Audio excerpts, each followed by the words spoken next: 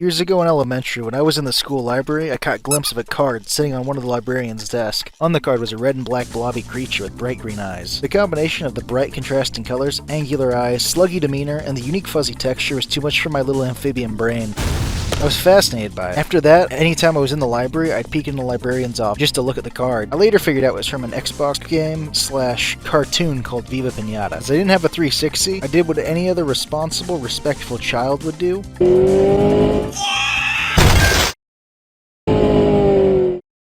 My actions were validated, though. I ended up loving the game, and it totally clicked with my strain of the tisms, like nothing else did at the time. Jump forward like 15 years. That's time you'll never get.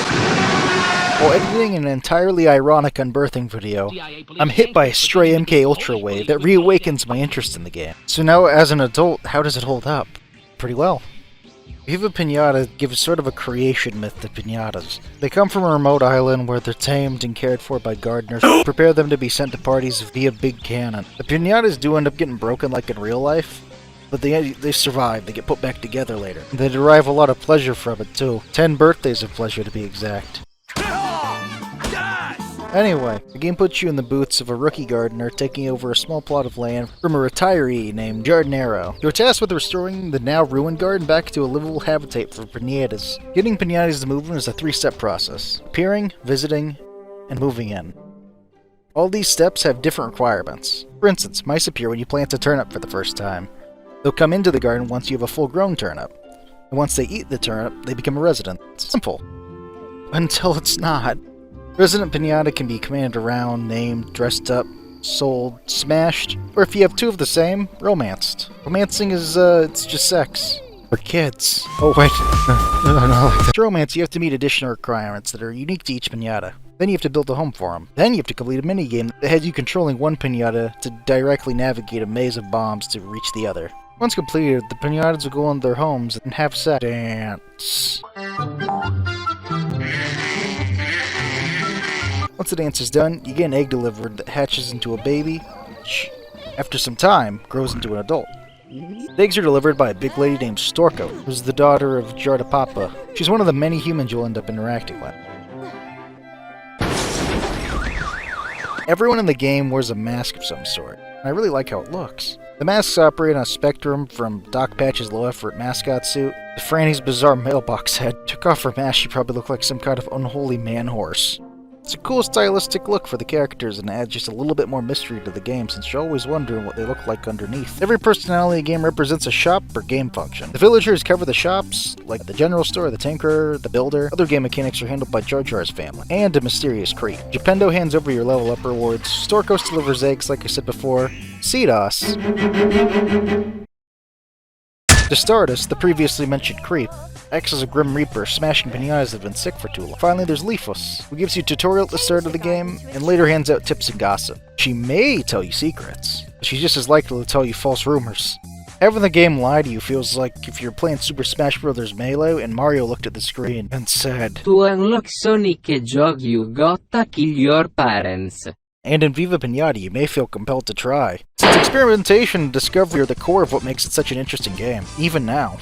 Little things like unlocking piñatas' alternative color schemes by feeding them random items, to bigger things like having piñatas transform into other types of piñatas. There's nothing in the game you shouldn't try since anything could have some kind of a reaction. Basic requirements like the stuff you need to make a piñata a residence can be found in the journal, but a lot of times you're left without enough information on how to complete a task fully, and you gotta fill in blanks for yourself. Sometimes it's fairly easy. To get a duck to come into your garden, you need corn. To get them to stay, the duck has to eat a loaf of bread. To solve this, you have to make the connection that the duck came because there was corn, but he was really looking for bread, so to get bread, you hire the tinkerer to enhance the corn into cornbread. It's simple but satisfying when you finally figure it out. Compare that to getting a zebra. This might be a spoiler if you don't want to know the secret.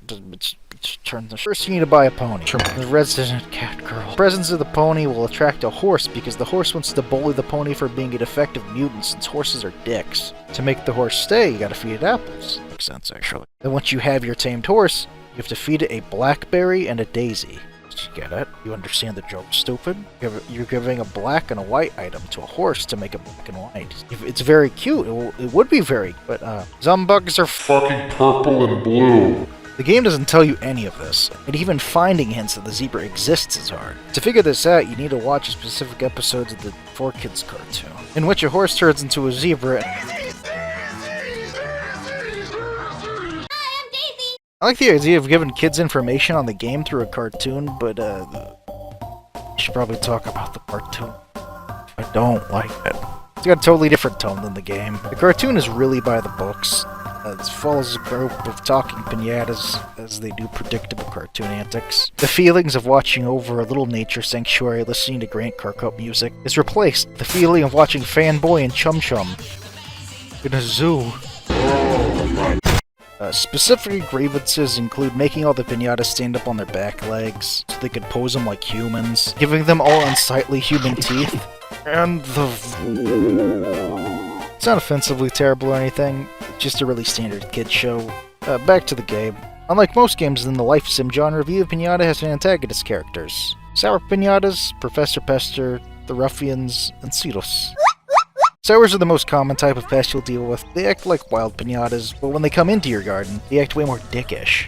They spit out poisonous sour candies in addition to each one of them having a unique way to be a pain in your butt.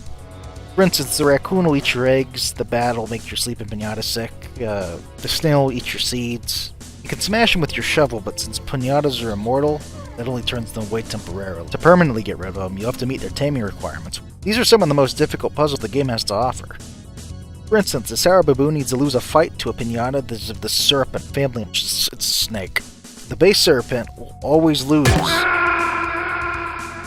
So the holes you gotta fill in. What other members of the serpent family are there, and how do you get them? Your only in-game leads are two different rumors by Lifos, who tells you that she's seen a two-headed serpent, and another one where she says Petulia has seen one with 4 heads. Good luck figuring out how to get them, though. Anyway, once you tame a sour, you get a totem added to your pull that spooks the species away, making it so regular variants who don't act rude can be attracted to your garden. Getting all these feels kind of like the main quest line of the game. At some point, Pester and his minions show up. Ruffians spit up poison candies like the sours, but they also just break stuff and get into fights. Pester's the worst of them. When he shows up, he'll target your most valuable current pinata and kill it. Once he's locked onto a target, there's no way to stop him. Which is pretty horrifying as a child. You have to keep on your toes at all times since there's no announcement for when he actually shows up. You'll just look up from watering a plant and he'll be standing there. Menacingly! Unfortunately, the way you deal with him is lame. You can bribe him with 500 coins and he'll go away temporarily. Permanent fix is buying a garden decoration that you unlock at level 30. He and his ruffians don't show up if it's in your garden. The main antagonist is not dealt with using an esoteric puzzle, like the rest of the stuff in the game. Just buy some. It's very lame. The show has multiple episodes where Pester gets dealt with by being shot out of the big dumb cannon. An episode where he has tits. That seems like a fun way to deal with them. They could have had it so that once you had a large flying animal, they could pick up a rock and drop it on his dumpy ass head, which gives him brain damage, and it makes him think he's a pinata. During that short time, he becomes a temporary resident in your garden, and you can order him around like a regular pinata. You'd have a list of requirements to fulfill before you can shoot him out of the cannon into, I don't know, max security prison or something. That would have been great! It would have stayed consistent with how you dealt with the sours. He's sort of a sour final boss. Finally, there's Cetos, who can optionally pick a fight with. Usually he just walks around being unpleasant to look at. And if you talk to him, he'll give you a random seed, but only one. If you want more, you gotta beat it out of him. If you do that though, he'll come back into your garden and throw weed seeds that grow harmful plants. If you continue to hit him with the shovel even after this, he'll eventually snap and commit a mass seeding by standing outside the bounds of your garden where you can't hit him and throw weeds in for like a full minute. God, come on! Sarah, into here quick!